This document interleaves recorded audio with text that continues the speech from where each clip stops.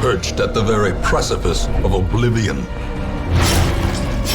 Survival is a tenuous proposition in this sprawling tomb. Oh my elder god. This game. More dust, more ashes, more disappointment. Let me tell you a little bit about this game. If you've never read any Lovecraft, first of all, you should. But second of all, you should play this game. I'm not one to say this game lacks flaws, because it doesn't. And while I'm sure it's never good to solve all your problems with excuses, it sure doesn't hurt to be good at making up excuses. Or at least one good excuse. So, what am I trying to say? Is the game good? Yes, I think so. But I also think it gets away with a lot for reasons we'll discuss now, as we delve deep into Darkest Dungeon.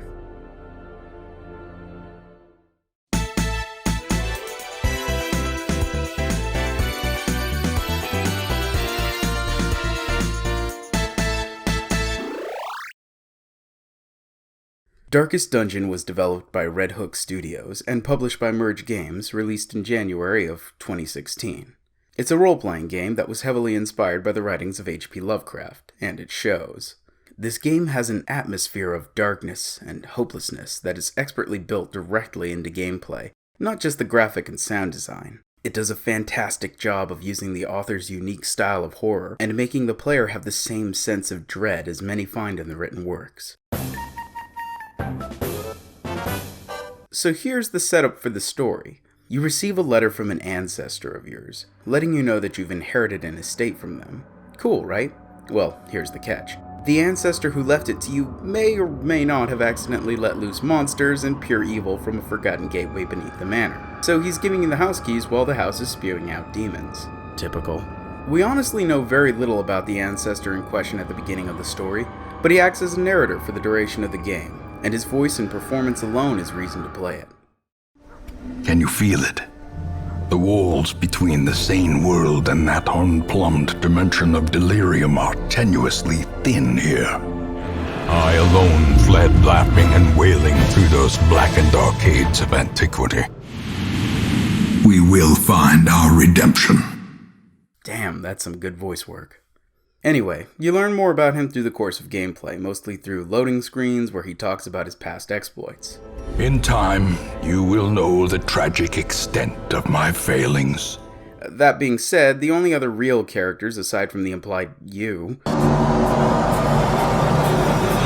are the heroes that make up your parties. They come in a variety of classes, each with their own abilities, personalities, and...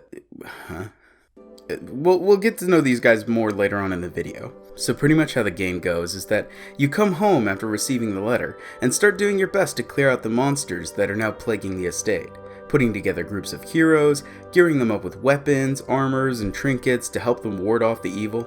But the game is unforgiving and oppressive, as a game about the unstoppable Cthulhu-esque evil ought to be. Your heroes will suffer trauma, both physical and mental, as you do everything in your power to keep them alive and well, and try and turn back the inevitable tides of darkness.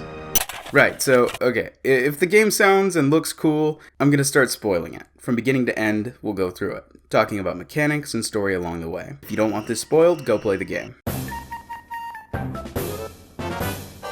So we open up with your ancestor's letter being read by the aforementioned awesome narration. You remember our venerable house, opulent and imperial.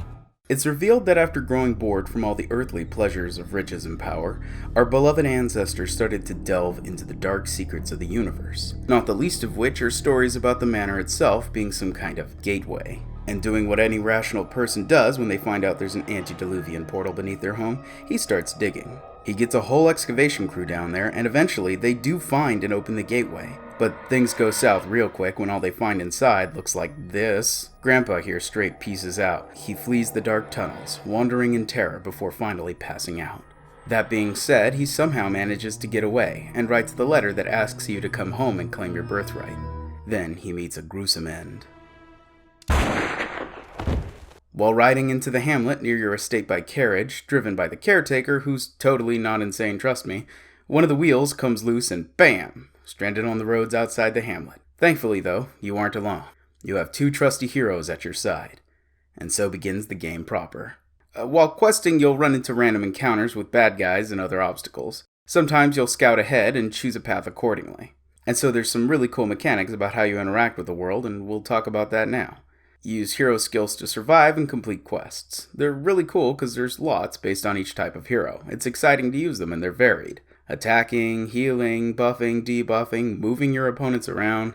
It's a lot of fun to find out what all the abilities are like for each hero. There's camping skills too, for longer quests. When your team starts to get worn down by a particularly hard quest, you can rest and use these skills in a sort of mini downtime to heal, buff, or otherwise help your heroes continue. It's a nice, short reprieve, not just mechanically, but for the player as well, to feel like they can take a break.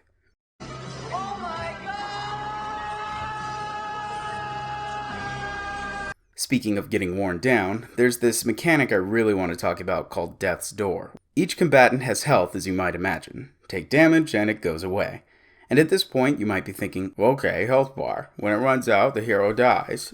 You'd be wrong, however. Basically, at 0 health, your character goes into Death's Door. While the hero is in Death's Door, your hero has a chance to die from any further damage. This is a brilliant mechanic, because you're on average more likely to survive any further attacks in this state, but your hero could die from any more damage. And every time they get targeted in the middle of a super tough fight, your whole body tenses up hoping they survive because it's your favorite hero, the one you spent so much time on leveling and so much money on upgrading their skills, and you've been through so much together, giving him or her all the best gear you get, and each hit makes you more and more worried that this might be the end. So you either barely overcome the danger and feel all the more heroic, or at last your hero is felled and gets deep sixed at your local graveyard. It's not all lost at that stage. If you defeat the enemies in combat where you lost a hero, you can retrieve their trinkets. There's trinkets, by the way. These are pretty much your only equipment slots. They can be pieces of armor, books, weapons, creepy stuff, gross stuff. Hell, here's the head of one of my heroes. Yeah, figure that one out. I think you should hold on to this. These can provide bonuses to stats, abilities, or percentages not to have a heart attack. More about hero stress in a minute. Oh, and they often have drawback effects too. This game just loves your pain. Technically, you can also upgrade a hero's equipment in the hamlet by buying upgrades for them at the blacksmith in town. While they follow the same level association as heroes and trinkets, they basically are just ambiguous stat bonuses that you should always keep up with your hero's level. Ding-a-ling-a-ling-a-ling! Okay, I get to talk about something I don't like in this game. When you upgrade your equipment, the graphics of your gear getting upgraded get cooler and cooler, from a junky old piece of trash to something really heroic looking. It upsets me that this is totally abstracted for your character in the field. I'd really like to have had some visual representation of how strong or upgraded your heroes are, rather than having to flip through stats or looking at level borders. Especially since as the game goes on, you tend to be nursing an entire barracks of red shirts. There's also a couple levels of trinkets that are separate from the resolve levels. Trophy trinkets are for completing quests associated with bosses, offering great bonuses and no drawbacks. Nice. Even if you lose these out in the field, they reappear in your inventory back in the hamlet. More on bosses and quests in a minute too. There's also Shrieker trinkets. You get these from a single boss in the game. Not sure why they're distinct, but I thought I'd mention them here for completeness' sake. It's probably that way because the Shrieker quests only happen once you've lost some trinkets out in the field, or sometimes it just steals a bunch as a town event, and going to its nest is basically all about retrieving those. So you can also find unique trinkets from the bird brain there. This is an ancestral trinket. Ancestral trinkets seem to be associated with having come from your ancestor from the intro. A bottle of goop, a candle. Why would you want that? Mustache cream? Mustache cream? Is that normal? Is that for fighting off evil? These tend to give huge bonuses, but at the cost of increased stress. And that brings us back to hero stress. So if you're familiar with Lovecraft's writings, you probably have noticed there's a recurring theme of madness. The developers of this game took inspiration from that, but decided on more of a direction of how battle and horror affects heroes. How they're changed forever thereafter, kind of like PTSD. See this bar above the health bar? That's your hero's stress level. Any number of things can increase a hero's stress. Taking damage, especially critical hits, activating traps. There's traps, by the way. Having an allied hero die or go crazy. Even some enemy attacks target your hero's stress directly. I mean, heck, you can even make your team stressed out by backtracking and wasting time. When you reach 100 stress, your hero has the resolve tested. Most of the time they fail, causing them to become afflicted. They might become so paranoid as to distrust even their own teammates' aid, hopeless enough to stress out your other heroes, or even just straight up crazy go nuts, to use the technical term. Heroes afflicted this way retain these effects until they have them removed at the Abbey and the Hamlet. At the cost of good money, I might add. Different stats can affect your hero's ability to deal with stress, not the least of which is the light level. Basically, when you prepare to leave the Hamlet for a quest, you need to buy food, tools, and other goods to help your heroes survive. One of the supplies you can buy is torches. You'll be buying lots, believe me. It's not called Brightest Dungeon, after all. Basically, you've got to manage how well lit your expedition is. The brighter it is, the more bonuses you get, including resistance to stress and chances to surprise the enemy. However, as you make your way into the dungeon, the light level slowly diminishes, and those bonuses become penalties. Silver lining is that your chance for good loot goes up too. Certain skills can affect light level too, both for the better or for the worse. Anyway, it's not all bad. Remember how I mentioned that most of the time your heroes get afflicted when they reach max stress? Well, once in a while, when your hero's resolve is being tested, they'll actually succeed and become virtuous, lowering their stress and granting them great buffs. Many fall in the face of chaos, but not this one. Not today. The feeling of elation you get when everyone is going down, and at just the wrong moment, one of your heroes has their resolve tested, and you feel all your hope melting away, and then all of a sudden, your hero overcomes their darkness and becomes that much stronger. That makes those heroic moments all the more sweet. Every silver lining has its cloud in this game, though.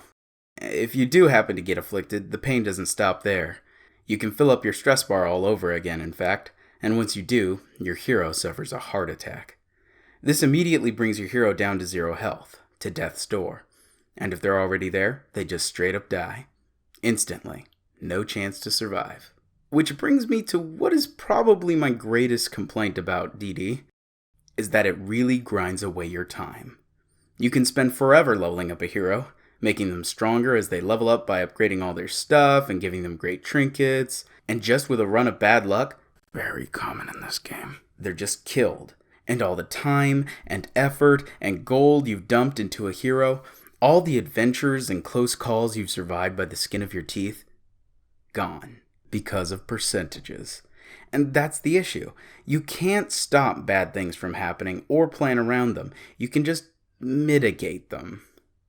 And then you have to spend forever doing randomly generated estate quests to level up another dude and give him stuff and hope it doesn't happen again.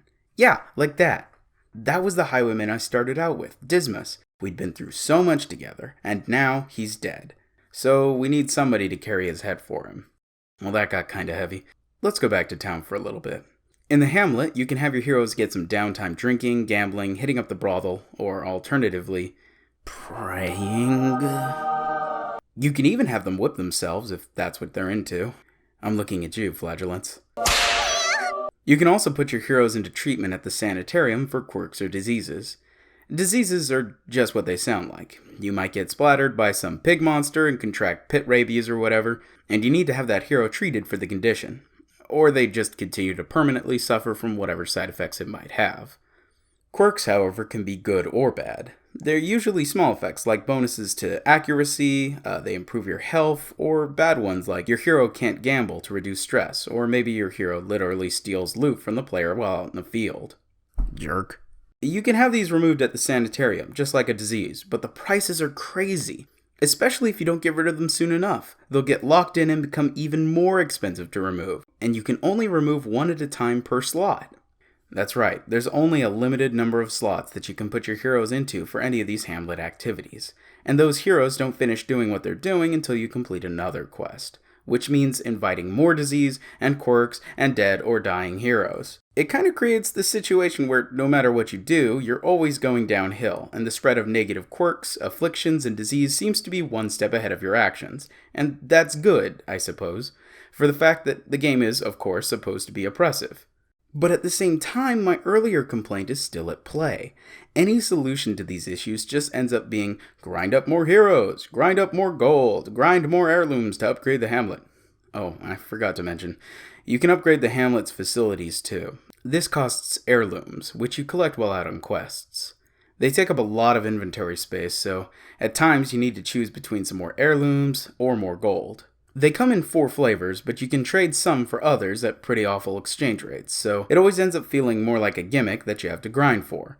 But you really need them. It opens up more slots for activities, allows you to upgrade your ability to upgrade other stuff, upgrades within upgrades that you need to grind for, It's really tiresome. Definitely my biggest complaint is the kind of time investment you need to beat this game. It just requires a lot of luck and a lot of grind.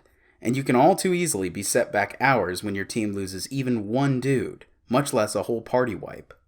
Let's talk about something positive again. The music design is pretty good.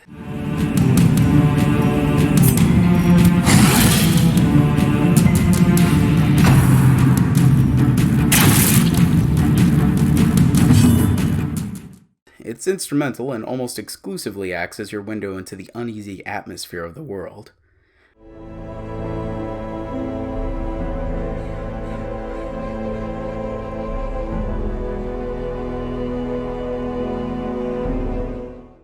Combat music makes you feel on edge and tense.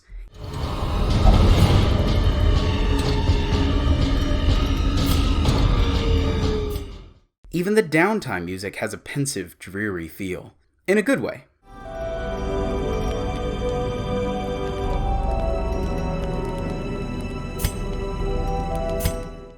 It's pretty background to that magnificent voice acting I mentioned in the intro, though. A fun fact, the developers chose this guy, Wayne June, because of the audiobook readings he did of Lovecraft's work to do the narration in the game. Apparently, they asked him to do a trailer for the game, and after it was done, they knew he had to be a bigger part of it. Definitely the high point of this whole game is this guy's vocal work, as he fills us in on story, encounters, and other events, like the ones that happen in the Hamlet. Right, so again with the random nature of the game, events regularly occur that affect either your stay in the Hamlet or your next quest. Like quirks, these can be bad or good, though I'd say surprisingly they're generally for the better, ranging from increased virtue chance or free services in town, all the way down to quest events like the Shrieker that we talked about earlier, or a group of bandits assaulting the Hamlet. Wait a sec. What's this? No rest, no peace for this wretched soul. No, seriously, this event blew my mind when I first saw it. The fact that this game, with no strings attached, would be nice enough to just give you back a hero. It randomly chose from the heroes in my graveyard for me to resurrect. No question here, I'm getting back Dismas. I mean, this guy, seriously? Can anyone avoid death like he does? Sorry, back on track. Now that I have my trusty highwayman, let's try to wrap up the game and finish the main quests in... what? Okay, so this is where I'd usually be talking more about the story and trying to get us to the end of the game. But, to be honest, this game is pretty story light, even counting the titular Double D quests. Along the way, however, there's snippets of story through the perspective of our ancestor. Excavations beneath the manor were well underway when a particularly ragged indigent arrived in the hamlet. This filthy, toothless miscreant boasted an uncanny knowledge of my ambitions and prognosticated publicly that, left unchecked, I would soon unleash doom upon the world.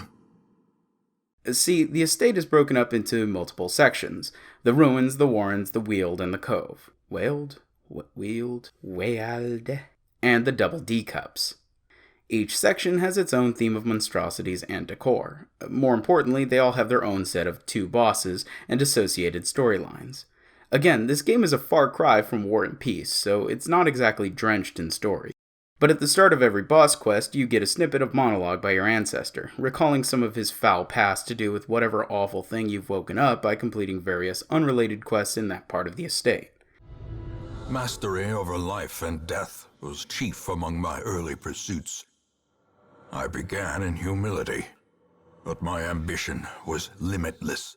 I've said the game wastes your time already, and this is one of the worst parts.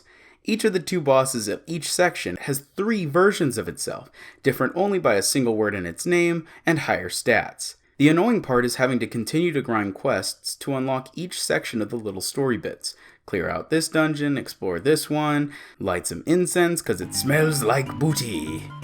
Yarr! which is all worsened by the fact that after being broken up by so much grinding, you alternate between the two bosses' stories, so it takes twice as long to get to the next chunk of narrative goodness. I've tentatively linked a YouTube video below, with all the ancestor stories organized together. I'd just about say you'd be doing yourself a disservice by missing out on playing this game, but you'd also be doing a disservice by wasting so much of your time trudging through repetitive quests, letting the game beat you down into submission. Whatever, it's there if you want it. I've played this game through and listened to it, so make your own judgment. Yeah, that's it for story. Aside from the main quest line, there's also ancestor journal pages as random collectibles. They're basically just more boss snippets, but counterintuitively are from the perspective of doomed adventurers' quests. Also, if you're the emergent gameplay type like I've tried to convince myself that I am, you can pretend that you're making your own Doom Journal pages as the game just randomly throws out some mini-bosses from basically nowhere. They're all pretty cool, and then they kill you. So the main quest line. Fine. Maybe I kept putting it off because there's not a lot to it, but we'll go through it now. Full disclosure, I'm straight up cheating. Seriously, I had to cheat to get through this game, and you probably will too. Once you've gathered enough heroes and kept them alive long enough to become experienced, capable, tortured souls that they are, you can gear them up and take them on a trip to Disneyland or whatever it's called. And this is where the game starts to mess with you. Because after you've gone through all of that trouble, any one quest where your hero somehow survives the dragon's dogma, they return so traumatized that they can't ever go back, meaning you'll need an entirely different set of heroes for the next quest. Seriously, this game will eat up more hours of your life than World of Warcraft. Well, okay, not that much, but it's like trying to build a spiral staircase out of saltines while you're standing on it in the middle of the ocean during a rainstorm, and also you're hungry. With that bizarre imagery stewing, I'll add that you can go into the options and change a setting that allows heroes to return to the Draven with a debuff, but doing that makes it feel like you're putting training wheels on a Harley. But I'm cheating, so who cares? Even running away from the dungeon screws you over, should things go south. Try to escape, and one random party member will definitely die. Whatever, I don't have time for this noise. The first quest! Once again, the stars are right, and the manor sits at the very epicenter of cosmic unrest. You need to go in and kill a shuffling horror. Pretty basic. This is just to get your feet wet in the dungeon, and let you start to see what you'll be up against. Like dudes in robes, I guess? Oh, or not. Whatever. You survive it and grind up another group of heroes, equip them with trinkets, but leave 3 slots open for the talismans you got from the first quest so your entire party doesn't wipe on the Revelation. It's basically just some super powerful ability that you might get hit with while on these quests. And sorry about your 4th dude, but you only got 3 of these trinkets because your last hero forgot to RSVP. And even for your heroes that do have it, they're having half of their trinket slots taken up by this, which means less stats and goodies. But anyway, you survive it somehow, and you activate these 3 curios, and done. You get out. The next quest is just ridiculous. It's the only quest that has the length exhausting. That means you have 4 slots taken up by firewood and can expect to need to make camp 4 times over the course of 2 weeks past forever, being ground down over and over and over until you just can't make your heroes keep up. Thank Cthulhu I'm cheating. Finally, you come across this locust thing, and so you set it and forget it. And then you start to notice something weird back in the hamlet. This is one of the coolest things about the game. As your heroes become more traumatized and jaded, and you delve further into the Dear Daughter, you, yourself, start to find your own mind slipping equally deep into madness. You start to see things, a little at first, and when you look closer, they vanish. But soon, everything, even in your one place of reprieve, the final sanctuary, and what little security you gain from the safety of the hamlet becomes twisted and horrible. It's incredibly effective as a narrative tool to make you feel like you're part of the slow decay into darkness. Well, we've come this far. Let's wrap it up. At last, the final quest. Hell is in the heart. We hop through a portal that we made in the last mission and enter some kind of cosmic void hallway. Only one way to go. And then we run into him. Our ancestor. The very same guy that's been guiding us from the start. The one who wrote the letter and sent for us at the start of the game. So you bump into this guy 3 times and he starts talking some crazy shit. I'll give you the short version. I was looking for the truth behind the universe and I found it and became a space ghost. You let a lot of people die to get here and that's cool. And we're both stuck here. Go wake the monster within. And so with that he vanishes, and we're left with only one option. To enter. This is it, the final boss battle. Here I am fighting my own ancestor that orchestrated this from the beginning. But more than that, this battle is pretty different from the Drudge quests in the estate. In this first phase, the ancestor appears with almost no HP, but he's totally immune to damage. He summons a bunch of reflections of himself that you actually can hurt and kill. Do this enough times and he starts to mess up his shadow clone jutsu. Kill these imperfect reflections to deal damage to the real body, while doing your best not to get bodied by his noodly appendage. Do this enough and he'll get rid of the other reflections, replacing them with, well, nothing.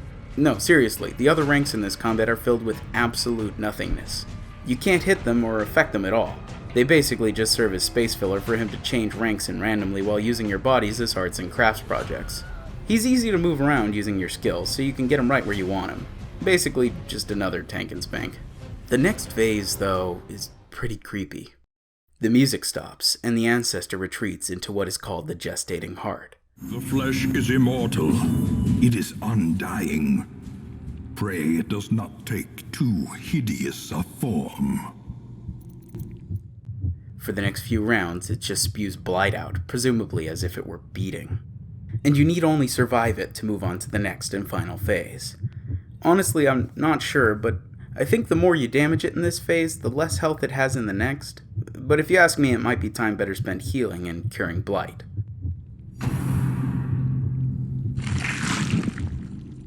Behold the heart of the world, progenitor of life, father and mother, alpha and omega, our creator. At long last, we're staring down the barrel of a cosmic horror. The terrible thing at the center of it all. The heart of darkness that lives within. Or something to that effect. Everything you've done has led you up to this moment, and honestly, it's bad, but it's not as bad as you'd expect. The blight, stress, and bleed attacks definitely hurt, but they don't really ruin you like Cthulhu's cousin ought to. It's pretty underwhelming that... Wait, what? Nothing happened. You can't expect me to just ignore the fact that you came up with such a cool name for a skill as Come Unto Your Maker, and that it does nothing. I mean... Wait, why can I target my own heroes? Oh no. Yeah, to cut the dramatics, this is just as bad as you might guess. You select the target of the boss's attack, and it instantly death blows whoever you choose. It's like it's not enough that you're going to get one hero bodied with a single skill with no chance of dodge or death blow resistance, but you have to choose which of your noble heroes you're going to toss aside despite getting you all the way to this point. And they're not too happy about it either. Usually. This happens twice, once at 2/3 health and 1/3 health. So no matter what you do, you're going to lose at least 2 heroes in this fight. There's just no getting around it, unless you can deal nearly 200 damage with a single attack. Well, how about that? I feel like mentioning that I took on the final boss with cheats off, just to feel what it's like to be harrowed by this battle. And it is harrowing. Even with everything that good money and cheating can buy, I still had to pull out every stop. I mean, look at where we are now. Here we are, buddy. Dismas and I have been through a lot on this journey. Easily my most valuable hero. There from the start to the bitter end. I did everything I could to avoid losing you again. But at your stress level, afflicted, paranoid, and at death's door, know this is 113.75% accurate. Somehow. And is bound to give you a heart attack, which will kill you instantly. Goodbye, old friend. Oh, maybe he's cheating too. Now let's take this guy down. Huh. The heart bled to death. The irony is not lost on me. And so, with the crawling chaos destroyed, peace and light restored to the estate, you can rest easy knowing you've saved all the world. Probably. So there you have it. I know I haven't talked about the Crimson Court DLC where you get to fight bloodsucker nobles, and I don't mean like vampires, I mean like little mosquito bastards. Nor did I talk at all about the Color of Madness DLC, which I don't own, but may have something to do with alien glowy meteor farm monster something or other. Remember how last time I went the entire video without talking about the solid soundtrack, or the fact that everyone in Neo Paris sounds either American or English? Yeah, it's because of time. I could probably talk about most games for hours, and I'm still learning how to restrain myself. Maybe next time I'll find a game that couldn't possibly be talked about for more than 15 minutes. Maybe. But one thing before the conclusion, I guess. A sequel was announced in February of 2019. Look forward to it. I know this has been way too long, at 11 pages of script at time of writing, but there was a lot to talk about. The TLDR is that it's a good game that gets away with a lot because it's meant to be an asshole to you. Any balance issues are excused, and anything you don't like can be chalked up to, it's supposed to make the game feel oppressive. Biggest complaint is when the game wastes your time. Oppression is one thing, but throwing away hours of my life because some fat skeleton got lucky and rolled a natural 20 and Grandpa forgot his heart pills is just messed up.